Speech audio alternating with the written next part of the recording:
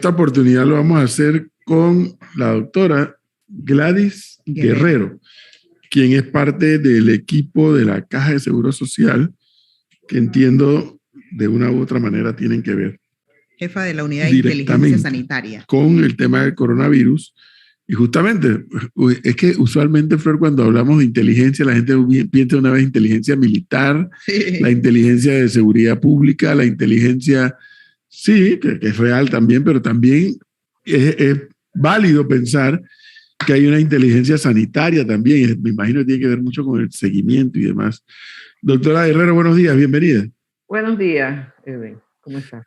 Bien, gracias. Gracias por atendernos. Doctora, en el medio de toda esta historia y lo que evidentemente ha sido un repunte del COVID-19 con esta variable del Omicron, ¿cómo está cómo es la evaluación que tienen ustedes, el equipo de salud en la Caja de Seguro Social, los hospitales, en qué condiciones están, cómo se mueve la estadística? Sí, definitivamente que eso es un tema bien importante porque de una u otra manera hasta el momento todo indica que la afectación está siendo más a nivel comunitaria, los casos aislados en sus hogares, algunos en hoteles, pero sin embargo este incremento que se ha visto muy significativo de casos de COVID-19 hasta por lo menos el día de ayer no había afectado lo que es la capacidad hospitalaria de nuestras instalaciones en la Caja de Seguro Social, donde de una u otra manera se ha visto un ligero incremento y no es tampoco marcado, es en sala. Las unidades de cuidados intensivos y las unidades de cuidados respiratorios especiales siguen igualmente como estaban anteriormente, muy pocos pacientes, 4 pacientes, 6 pacientes, considerando todos nuestros hospitales, 7 pacientes. Sin embargo, en sala sí hay un número más alto de pacientes, pueden haber llegado después de haber estado en 50 pacientes, 75, 80 pacientes, lo que te indica que los casos que sí están requiriendo hospitalización son casos moderados que se pueden manejar en sala. Nuestra capacidad hospitalaria hasta ayer estaba por arriba del 50%. Y que por lo visto, por lo que le estoy escuchando, no necesariamente el que está hospitalizado por este caso, no necesariamente llegan a lo que entiendo ustedes le dicen UCRE o a UCI.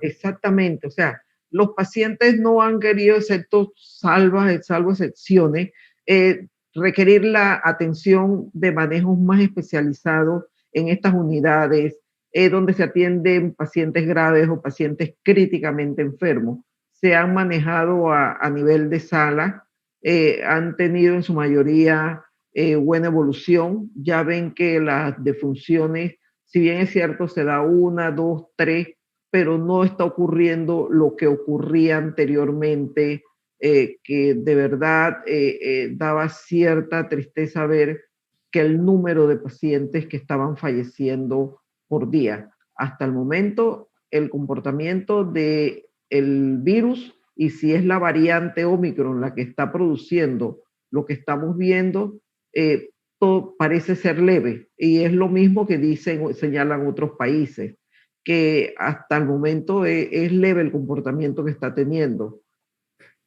Tal vez esto está asociado, Edwin, a que tenemos un alto porcentaje de la población que ya está vacunada. Y esto de una u otra manera puede estar incidiendo en que se esté comportando como lo está haciendo.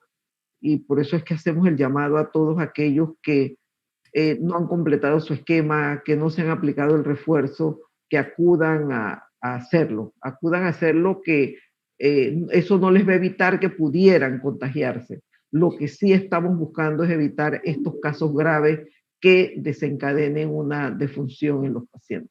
Doctora, lo bueno dentro de lo malo, que lo malo ahorita yo diría que es el aumento de casos por la variante Omicron, es que en el caso de la Caja de Seguro Social ya se están retomando las otras especialidades, o sea que ya no solamente van a estar pendientes del COVID, sino de todas esas otras especialidades que se habían dejado de atender a causa de la pandemia del COVID.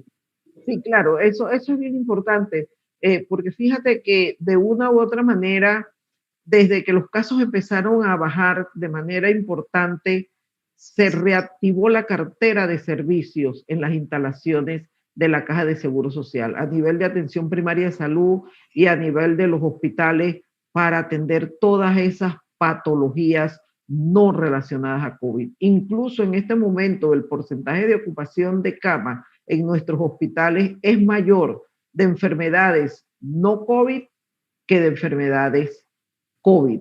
Incluso el complejo, ahora tenemos la opción del Hospital COVID de la Ciudad de la Salud, de una u otra manera lo estamos ocupando en su gran mayoría, prácticamente todo el hospital, y que lo queremos convertir en un hospital no COVID para que no suceda lo que sucedió cuando tuvimos la peor crisis en el país, que el complejo se convirtió prácticamente sus 900 camas en camas para pacientes COVID.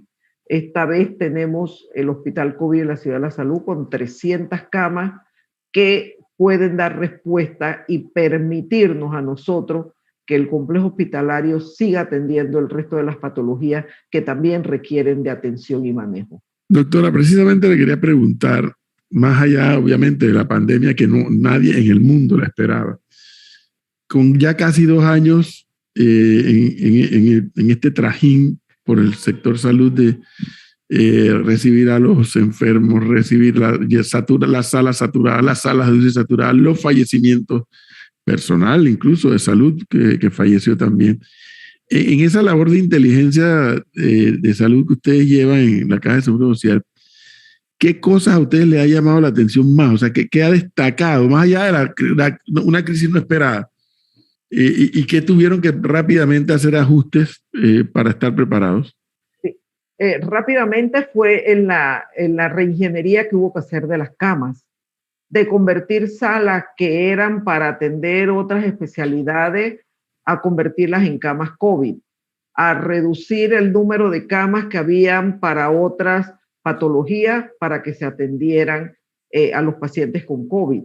Eso obligó igualmente al traslado de la sala de neonatología del complejo para el Hospital Irma de Lourdes Sanetato para ampliar el espacio. La Caja del Seguro Social en todos sus hospitales hizo reingeniería, se incrementó el número de camas. Nosotros teníamos X número de camas y en sala, un año después, habían 1,000 camas más que había tenido que ocuparse e instalarse en hospitales para atender la pandemia. Igualmente fue con las camas de las unidades de cuidados intensivos.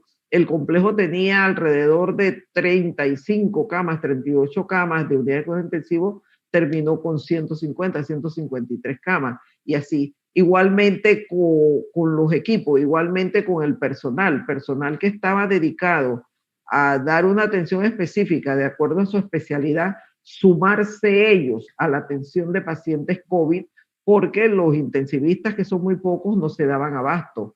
Hubo que, de una u otra manera, igualmente con los equipos, hacerse de equipos, incrementar el número de ventiladores de manera importante, porque se necesitaba, e instalar estos ventiladores no necesariamente en unidades de cuidados intensivos, instalarlos en sala. O sea, el ventilador tiene su uso, no importa que no esté dentro de una unidad de cuidados intensivos, pero era donde el paciente lo requiriera.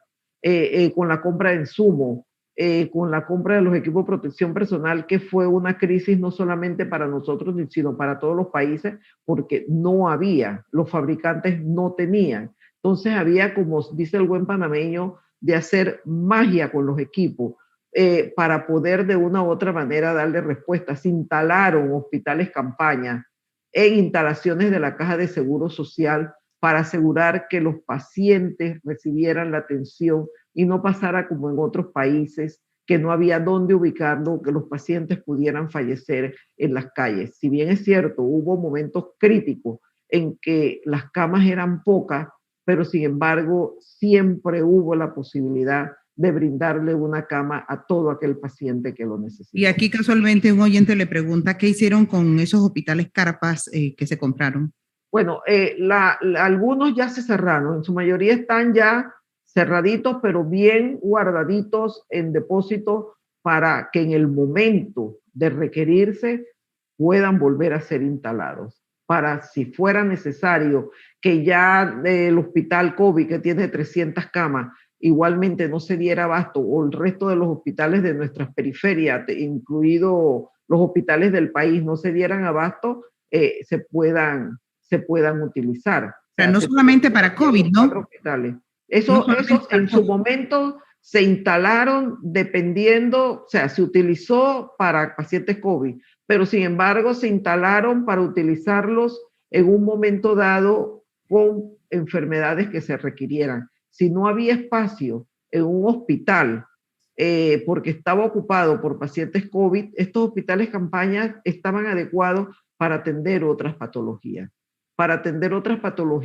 pero para atender a los pacientes, para dar respuesta al paciente independientemente de la situación o el manejo que se requiriera. Y los hospitales están ahí esperando no tenerlos que usar, pero están ahí los hospitales campaña. Doctora, ¿pudiera tomarse en cuenta estas comunidades apartadas, áreas indígenas que tienen esa gente que salir a hospitales que están muy lejos de donde ellos viven? ¿Pudieran ubicarlos en esos puntos para que la gente pueda tener la atención primaria en sus propias comunidades? Bueno, eso pudiera ser, pero ¿eso qué significa? Que de una u otra manera eso sí ya lleva una logística que requeriría.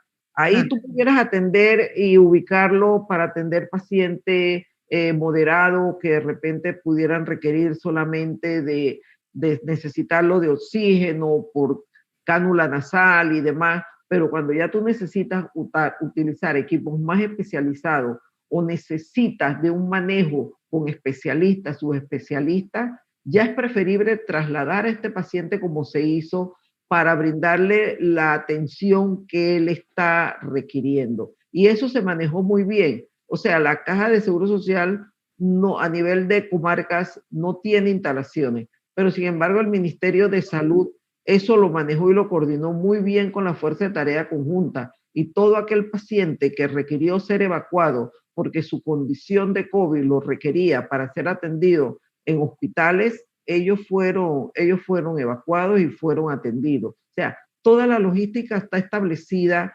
ya pasamos la primera experiencia y sencillamente es las lecciones que aprendimos de aquella primera crisis, saber qué funcionó y seguirlo aplicando, o qué hay que mejorar o qué no hay que volver a hacer porque de una u otra manera no funciona.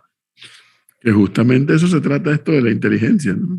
Sí, justamente el manejo de mucha información ordenada para luego la toma de decisiones de cuál será la estrategia a seguir. Así mismo. Justamente de eso se trata, creo yo, pues. Sí. Doctora Gladys Guerrero, muchísimas gracias por compartir este tiempo y la información, muy amable. Vale. 8:30 minutos, señor Miguel.